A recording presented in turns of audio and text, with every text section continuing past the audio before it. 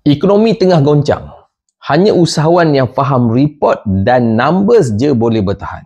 Ramai usahawan tumbang bukan sebab tak pandai jual, tapi sebab tak pernah tengok nombor. Anda berniaga pakai semangat, bukan pakai data. Sekarang ni, ekonomi makin mencabar. Kos semua naik, margin makin nipis. Dalam keadaan macam ni, siapa yang tak faham nombor dalam bisnes memang akan senang hanyut.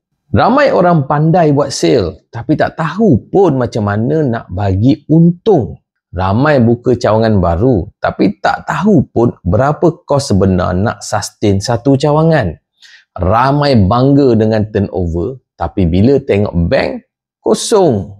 Bos, dalam ekonomi sekarang, siapa yang tak pandai baca report, dia bisnes dalam gerak teraba-raba. Anda kena tahu berapa margin bersih setiap produk, berapa kos operasi setiap bulan.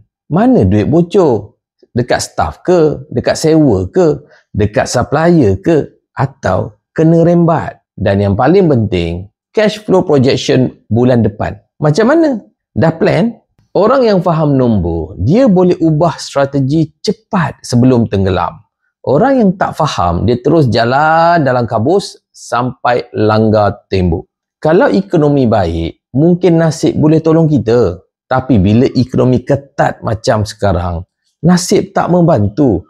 Hanya nombor dan kebijaksanaan kita yang akan selamatkan kita. Nak selamat dalam ekonomi macam ni, jangan hanya semangat. Jangan hanya doa. Belajar tengok report, belajar baca data. Sebab nombor dia tak pernah menipu. Tag kawan bisnes yang selalu cakap, aku tak pandai kira-kira. Share video ni biar dia sedar. Tanpa nombor, bisnes tu tak tentu arah. Follow saya sebab next video saya nak cerita. Lepaskan ego, ambil coach. Cara orang kaya pulihkan bisnes dengan lebih cepat.